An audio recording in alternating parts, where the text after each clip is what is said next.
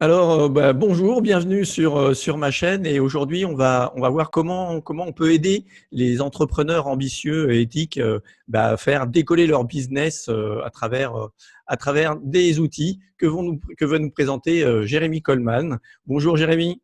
Bonjour Olivier, comment ça va? Très bien, très bien. Parfait.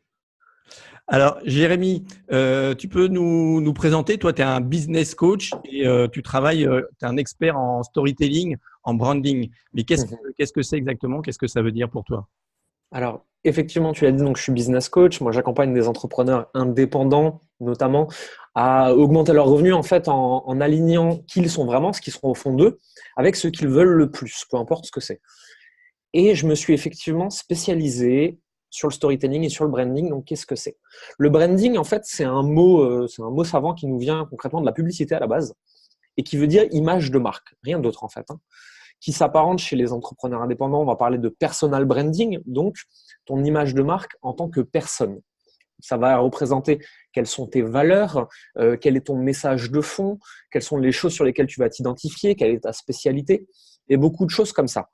Si tu veux, par exemple, tu penses à Apple, tu penses à la simplicité du produit, tu penses à l'entrepreneur avec son MacBook dans un Starbucks, le cliché, etc. Tout ça, c'est du branding.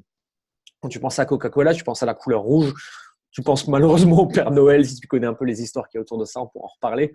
Et voilà. Donc le branding, c'est ça, c'est ton identité en tant que marque. Parce que l'entrepreneur indépendant, qu'il soit consultant, freelance, thérapeute, peu importe, est une marque finalement.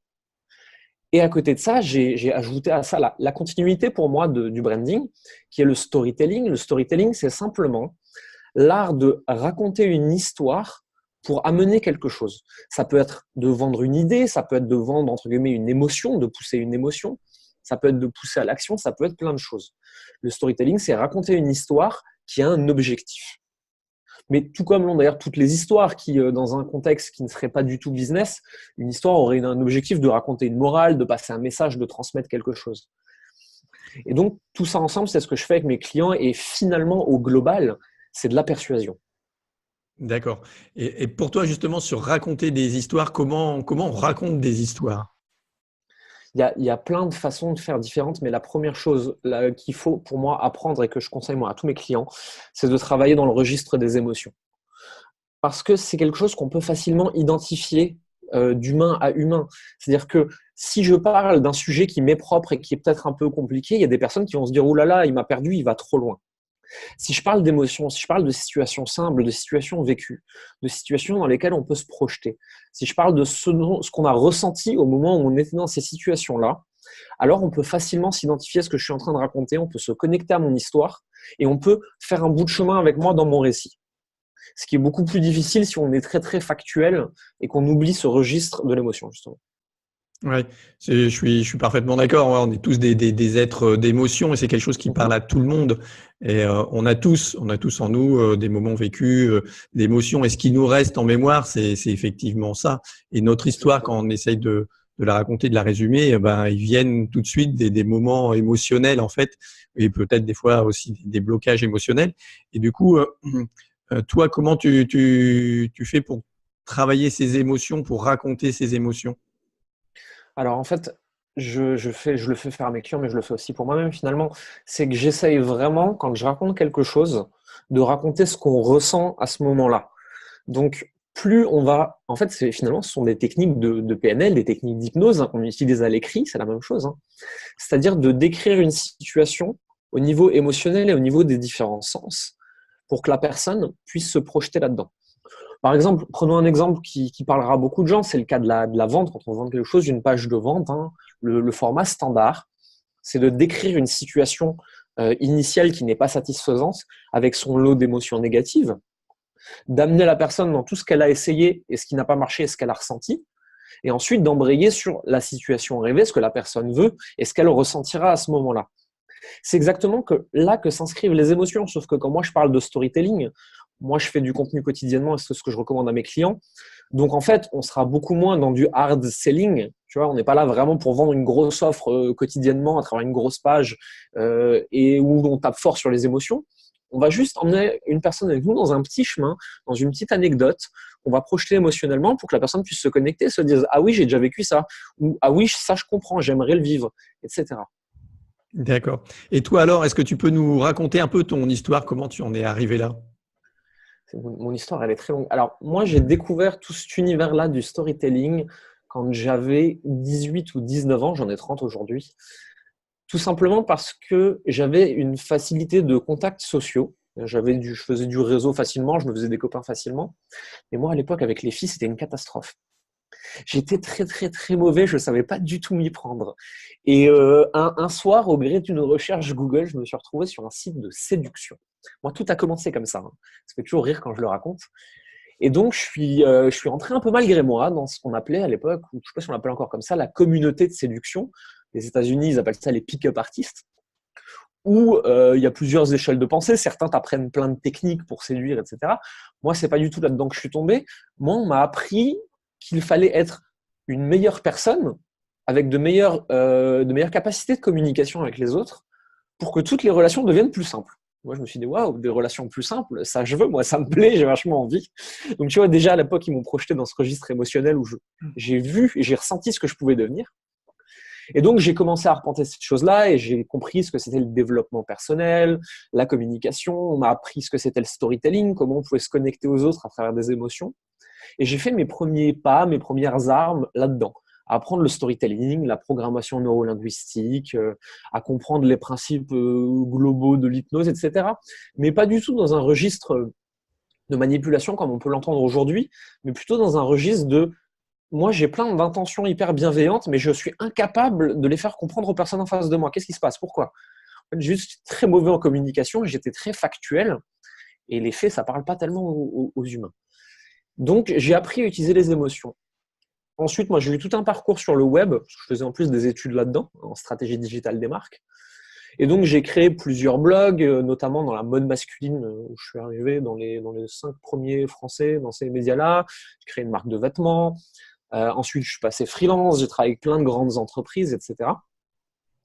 Et à un moment, j'en avais marre de la relation que j'avais avec ces entreprises où j'étais donc leur prestataire de services en storytelling, en community management, en stratégie de contenu, en stratégie d'emailing, etc. Et je me suis dit, je vais aider les personnes qui ont le plus besoin de ça et qui sont le plus aptes à le recevoir, c'est les entrepreneurs. Parce que je me suis rendu compte que ces entrepreneurs-là, ils avaient des compétences extraordinaires, ils pouvaient apporter beaucoup de choses, mais ils avaient beaucoup de mal à se connecter à leurs clients pour les persuader, pour leur faire comprendre ce qu'ils étaient capables de faire pour eux. Et je me suis dit, non mais attends, ça c'est exactement moi le truc que j'avais à 18 ans, c'est-à-dire que je suis plein de bonnes intentions, je suis quelqu'un de gentil, je suis quelqu'un de sympa, je pense être pas trop un gros con, mais personne ne le voit. Et je fais, attends, les entrepreneurs, ils ont le même souci, ils ont plein de belles qualités à apporter aux autres, mais personne ne les voit. Ils n'arrivent pas à les connecter aux personnes en face d'eux. Et c'est ça qu'on va leur donner. Et ils n'auront pas besoin de se renier pour ça. On va juste leur apprendre à utiliser les émotions et à utiliser le discours, la communication, le contenu quotidien, raconter des histoires qui donnent envie de travailler avec eux. Et c'est ce que je fais aujourd'hui, en fait. D'accord. Ouais, c'est vraiment super. C'est travailler sur les émotions. Moi aussi, c'est ce que je fais, ce que j'accompagne. Et toi, tu le fais à travers faire passer ce message émotionnel sur les personnes. Et du coup, est-ce que toi, tu disais là, tu étais avec les filles, c'était pas forcément ça ou Non, pas quels du sont tout à les l'époque. Ouais, c'est comment tu as passé ces blocages émotionnels et comment tu accompagnes les gens pour débloquer ça, pour que ça devienne simple et fluide comme tu le dis. Alors, il y a plusieurs possibilités. Aujourd'hui, il existe des coachs qui sont spécialisés dans les blocages. Il me semble que tu en fais partie. Et en général, c'est des personnes qui vont chercher le moment où le blocage est né, souvent dans le passé, et avec des émotions en cascade. C'est un truc souvent qu'on a oublié qui est très lointain. Et en cascade, ça a amené quelque chose de négatif qu'on projette aujourd'hui, ou de ne pas faire la bonne action a un bénéfice pour notre cerveau. Moi, c'est pas ce que je fais parce que j'ai pas de compétences particulières là-dedans. Je suis capable de mettre un peu le doigt sur ce qui déconne, mais c'est pas mon métier principal. Moi, par contre, j'ai tellement appliqué mes méthodes que je les connais par cœur et je sais comment elles fonctionnent. Donc moi, à la place, je vais aller chez les entrepreneurs, on va essayer de mettre le doigt sur qui ils sont vraiment, ce qu'ils ont le plus envie de projeter.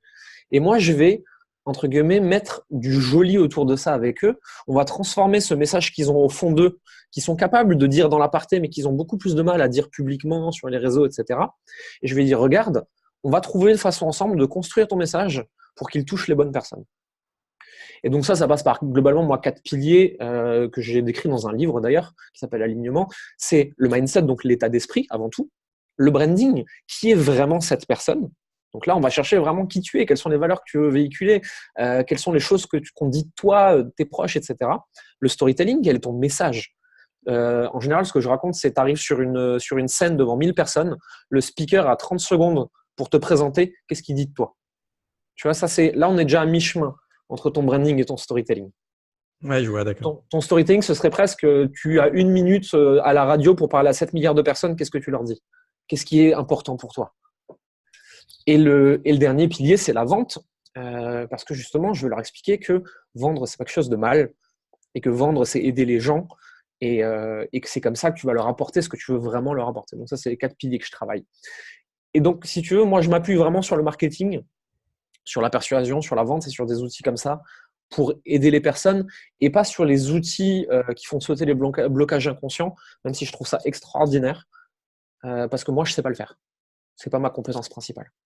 Ok, bon, chacun sa compétence et c'est tout là justement la complémentarité et puis les gens trouvent des choses différentes. Et justement dans cette vente en fait souvent la façon de vendre, moi je vois avec les thérapeutes, les professionnels du bien-être, il y a souvent une problématique là-dessus. Toi, est-ce que tu as vu une différence entre les entrepreneurs et les thérapeutes et comment tu accompagnes les thérapeutes? Ouais. La différence, elle est assez flagrante, je trouve, justement, et je la vois chez des clients. Les entrepreneurs indépendants, type, tu sais, bon, freelance, enfin, des gens qui sont vraiment dans le B2B professionnel, ils n'ont aucun problème à vendre. C'est juste qu'ils n'arrivent pas à vendre à un certain prix, ils n'arrivent pas à toucher les bons clients, ils ne connaissent pas leur cible, etc. Donc, ils ont un problème de toucher la bonne audience pour leur vendre le bon service. Un problème qui, foncièrement, en marketing, est assez simple à résoudre. Les thérapeutes, ils ont plus un problème de mindset lié à la vente en général, donc moi, dans ce que j'ai vu en tout cas. Parce que vu que ce sont des thérapeutes souvent établis, en tout cas ceux qui viennent vers moi, ils ont déjà des clients, ils ont déjà une offre, etc. C'est juste qu'ils sont tellement mal à l'aise avec les notions de marketing, de vente, etc., qu'en fait, ils vendent trop peu cher, ils n'osent pas vendre, ils n'ont pas assez analysé leurs clients, enfin leur profil type de client. Donc finalement, ils ne savent pas comment créer une offre qui serait extraordinaire pour ces personnes-là, vu qu'ils ne savent pas qui est le client idéal qu'ils veulent aider. En fait, ils ont vraiment des problèmes de mindset liés à la vente et donc il faut restructurer tout ça et les aider à comprendre qu'ils vont vraiment aider des personnes en faisant ça. Ouais, Si tu arrives à débloquer ça, c'est extraordinaire ce qui se passe. Et du coup, tu parles de mindset. Pour toi, le mindset, c'est quoi? Et là, sur la vente exactement, tu peux nous donner un exemple, par exemple? Oui, bien sûr. Le mindset, c'est l'état d'esprit de manière générale, c'est les croyances. C'est tout un écosystème de croyances autour d'un sujet. Quand je parle de mindset lié à la vente, c'est toutes les croyances qu'on a autour de la vente, autour de l'argent, autour du marketing, etc. Souvent, quand je vois des thérapeutes qui ont des problèmes justement liés à la vente, ils sont en train de dire, bon, ok, bah alors en fait, je vais suivre cette personne, ça va coûter 60 € la séance, je ne sais pas du tout combien de temps, donc en fait, en plus, ces personnes n'ont aucune prédictabilité dans leurs revenus, c'est une horreur ça, c'est hyper angoissant. La personne, elle peut s'arrêter à tout moment, etc. Et je leur pose la question, je fais, mais qu'est-ce qui te pose le plus de problèmes? C'est le prix à la séance ou c'est quoi? Bah non, mais des fois, la personne, elle s'arrête et j'ai pas pu l'aider vraiment. Je fais d'accord. Je fais, tu peux l'aider en combien de temps? Bah, en général, sur ce type de profil, il faut 3 mois, on va dire. Je sais pas, j'invente. Je fais, mais pourquoi tu lui vends des séances d'1 heure s'il te faut 3 mois pour l'aider? Ah. Et tu vois, là, quand il y a des choses. Et c'est ça, c'est juste ça, c'est des petites discussions où tu retournes la problématique et la question et tu les mets face à quelque chose qu'ils n'avaient pas du tout perçu comme ça. Et là, ils ont un déblocage qui se fait instantanément. Ils se disent, ah ouais, ah, je ne l'avais pas vu comme ça.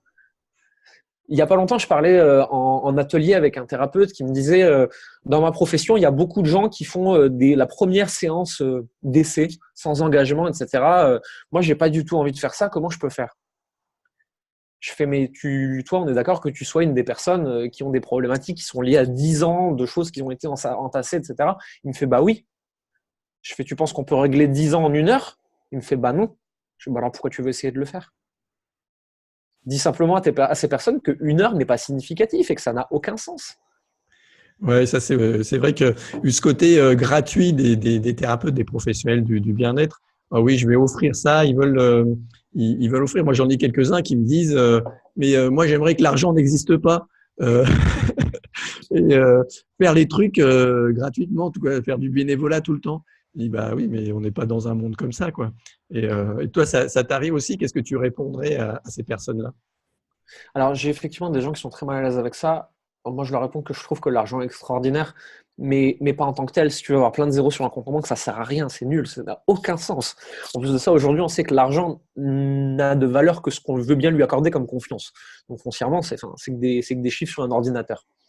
L'argent, c'est une énergie qui circule, c'est un moyen. L'argent, c'est la conséquence stylée de l'impact que tu es capable d'avoir sur les gens autour de toi.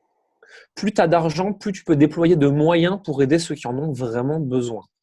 Si aujourd'hui, j'ai des clients qui sont capables de me payer plusieurs milliers d'euros pour que je résolve des problèmes avec eux et que je les accompagne sur une durée, déjà, il y a un principe d'engagement qui se met en place et donc ils vont être beaucoup plus engagés dans leur coaching et donc ils vont beaucoup plus avoir de résultats que s'ils n'avaient pas payé grand-chose, déjà première chose. Principe d'engagement basique. Mais en dehors de ça, ça me permet aussi de faire un livre que je vends 7 euros parce que je m'en fiche de gagner de l'argent dessus et qui va aider un très grand nombre qui ne peuvent pas vraiment payer pour l'instant. Qui me permet de faire des ateliers, des conférences pour quelques dizaines d'euros et être à perte dessus parce que je m'en fiche, parce que je veux vraiment aider des gens et ces gens-là aussi, pareil, ils ne peuvent pas payer beaucoup plus, etc.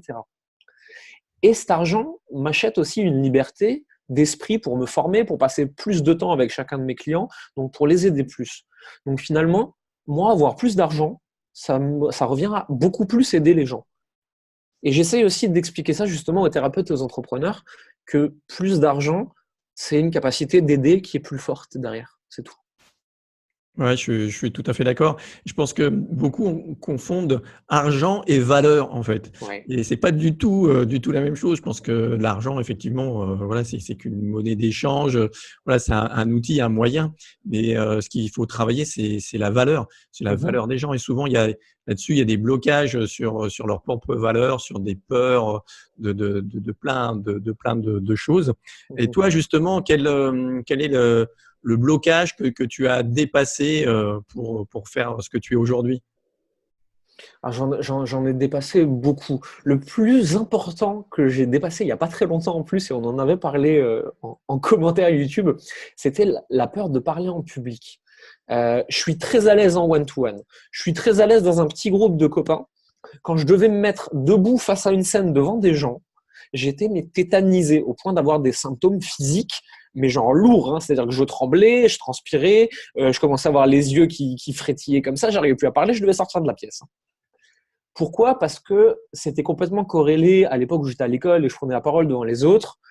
Et c'est une période de ta vie où les gens ils sont hyper dans le jugement, c'est horrible. Et la peur du jugement des autres, c'est une des peurs primaires de l'homme. Donc moi, j'avais complètement corrélé ça. Et quand je me suis retrouvé dans une circonstance différente, où je venais apporter de la valeur aux gens, ces gens-là n'avaient pas de jugement, mais au contraire, ils attendaient, ils avaient besoin de moi. Il y a un truc qui s'est passé dans ma tête et j'avais plus peur du tout. D'un coup, c'était complètement OK. Ça, c'est une grosse peur que j'ai dépassée. Et sinon, pareil, moi, il y a encore quelques années, j'avais la peur de vendre, mais parce que, effectivement, je corrélais beaucoup trop argent et valeur. Et ça, c'est un déclic qu'il y a souvent chez les gens avec qui je travaille. C'est que le prix que tu demandes est corrélé à la valeur que tu offres et à la situation de la personne. Pas du tout à ton compte en banque à toi. Si tu dis, par exemple, à un thérapeute, tu vas aider une personne et tu vas lui demander 100 000 euros. 9 thérapeutes sur 10 font un malaise immédiatement et tombent par terre. En disant, non, mais je ne peux pas faire ça, tu ne te rends pas compte, mon éthique. Je fais, non, non, mais en fait, cette personne, c'est un multimilliardaire et le problème que tu vas l'aider à résoudre fait qu'il derrière, il va gagner 100 millions. Est-ce que ça te pose un problème de lui demander 100 000? Est-ce que c'est beaucoup pour lui? Bah non.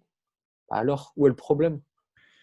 Ouais, c'est typiquement voilà, la valeur quoi, des choses, la valeur qu'il y a, que chacun perçoit, et la valeur qu'on se donne à nous-mêmes. Voilà, sur le prix qu'on demande, bah, c'est aussi la valeur qu'on demande à nous-mêmes. Et, Exactement.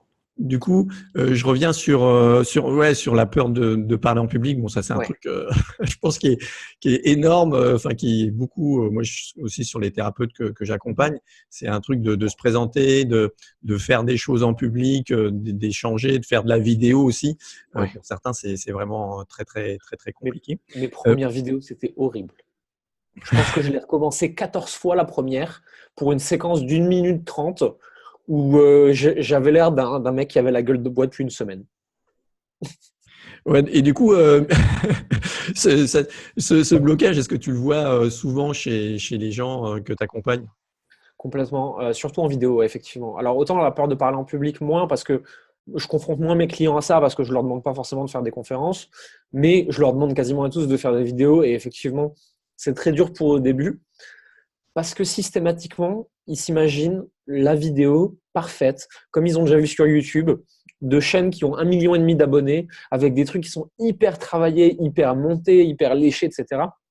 Et ils se disent, non mais moi, j'arriverai jamais à faire ça, et donc ils paniquent.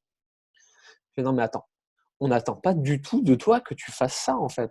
Ce que tu dis est beaucoup plus important de la tronche que ça a quand tu es dans un registre B2B d'aide à la personne. Sur une vidéo de divertissement, des choses comme ça, ouais, il faut que ce soit hyper léché pour avoir le bon temps d'attention, etc. Mais si tu as 3-4 minutes de ta vie à raconter et que tu as un message à faire passer, en fait, si l'image elle n'est pas catastrophique, que toi, tu n'es pas en train de bégayer un point pas possible et que le son, il fait que ça fait pas mal aux oreilles, c'est bon, en fait, la qualité, elle est suffisante. Les gens n'achètent pas ton message parce que c'est beau, ils achètent parce qu'il est juste et qu'il les touche émotionnellement. Et quand tu enlèves ce complexe de la vidéo parfaite, déjà ça va mieux. Et Ouais, ensuite, moi, ce que je conseille aux gens, c'est de faire leur vidéo comme s'ils parlaient à un copain. ouais, ça c'est effectivement une bonne solution. Et c'est vrai que de vouloir être parfait, on n'ose pas se faire les choses parce que bah, du coup, on a peur et on prend cette excuse de dire bah faut que ce soit parfait pour que ça fait. Et puis on laisse traîner, puis on fait pas les choses. Des gens, du coup, Exactement. si tu fais pas, tu changes pas quoi. Donc c'est ça. Surtout que la vidéo, c'est vraiment quelque chose où tu prends en compétence très très très vite, mais c'est à force d'en faire. Ouais. Une fois que tu as fait 100 vidéos, ça te paraît plus du tout un truc compliqué. Et tu regardes la première en rigolant, hein. Je suis, je suis d'accord. C'est pareil pour les interviews. Complètement. Voilà. Bon, bah, eh ben, merci. Et du coup, toi, comment on peut te retrouver? Je pense que voilà, tu as ton site. Ouais, le plus simple, c'est soit sur mon site internet, donc jcolman.fr, soit sur ma chaîne YouTube. Donc là, tapez dans YouTube Jérémy Coleman. C'est le plus simple. Quand on ne me connaît pas encore, c'est les deux endroits où on a le plus de chances de découvrir qui je suis et d'en apprendre un peu plus sur moi et sur ce que je fais. D'accord. Et qu'est-ce que tu voudrais, on va faire des questions un peu, qu'est-ce que tu voudrais faire passer comme message aujourd'hui, là, pour toi, le plus important, c'est quoi? Alors, si tu parles aux thérapeutes, c'est que le marketing, c'est pas un gros mot, c'est pas arnaquer les gens, c'est juste maximiser l'aide qu'ils sont capables d'avoir aux bonnes personnes, au bon moment, de la bonne façon, pour vraiment aider les autres beaucoup plus fort. C'est juste ça le marketing. Ok, merci. Une dernière question un peu anecdotique. Pourquoi tu portes un chapeau? Alors, le chapeau, c'est encore un truc qui est resté de l'époque où je travaillais dans la mode, en fait. Et j'aime bien ça. Je trouvais ça marrant tout simplement parce que beaucoup de gens dans la mode, dans le secteur où moi j'étais, hein, à Paris, avaient des chapeaux, etc. Mais personne ne portait de chapeau melon. Et déjà à l'époque, j'utilisais ça comme une technique de peacocking, donc l'art de faire le pan, hein, pour être remarqué, parce que j'étais encore au début un tout petit blog et que si je voulais être remarqué et mémorisé dans les gros événements, il fallait que je me différencie. Et donc, j'ai commencé à porter ces chapeaux et en fait, qui sont devenus petit à petit un peu une marque de fabrique et une seconde nature et qui sont un truc qui est resté. Et entre-temps, j'ai eu des cheveux, j'ai plus eu de cheveux, etc. Là, j'en ai plus ou moins. Mais ça n'a aucun rapport en fait à la base. C'est juste que c'était un moyen c'est ce qu'on appelle un gimmick. Ouais. C'est quelque chose que tu répètes encore et encore pour qu'on s'en souvienne et qu'on pense à toi. Et moi, aujourd'hui, quand je vais dans un événement et qu'on voit mon chapeau melon, j'en ai plusieurs couleurs, on me reconnaît en grande partie à cause de ça. Ouais, ben, on revient au début, ce que tu parlais du branding, la marque. Voilà, c'est ta marque, c'est ton Ouais, truc, voilà, c'est ton ça. image à toi et c'est ça. Mais en tout C'est cas, ça. c'est super sympa.